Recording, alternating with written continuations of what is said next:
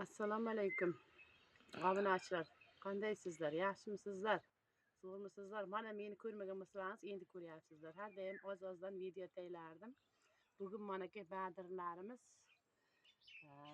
sotyapmiz. Bir orada kasal tegdi. Kasaldan chiqarib oldik. Xudo xohlasa, badirimiz endi shu bugungacha 8-9 marta terdik badirlarni. Badirlarimiz mana 2 million pul qildik hozircha. Endi shu 2 sutuk joyimiz.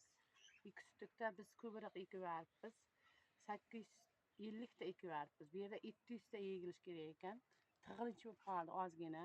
Shuning uchun dimlanish bo'ldimi, nima bo'ldi? Pastlarini barigini yurib tashladik. Mana endi az tepasi chiqib ketyapti. Mana tepasini endi baylaymiz. Tepasini tepaga chiqarmasak, pastga tushib qolyapti.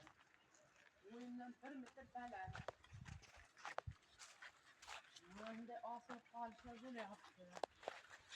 Mana badirlarimiz, Xudoga ming qatla shukr. Badirlarimizni nima qilib oldik? Kasaldan chiqarib oldik. Tugishlari yaxshi. Tugishlari yaxshi menaka, zo'r tugyapti. Erta nasib bo'lsa teramiz. Bugun 50 kilo chiqardim. Nasib Xudo xolasa yerdan bir 100 kilo chiqaraman deb turibman.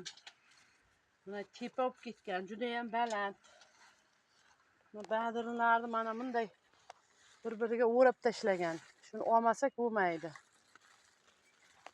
Keyin tepasini pastga qaratib tashlamasak, bular bir-birini o'rab tashlayapti.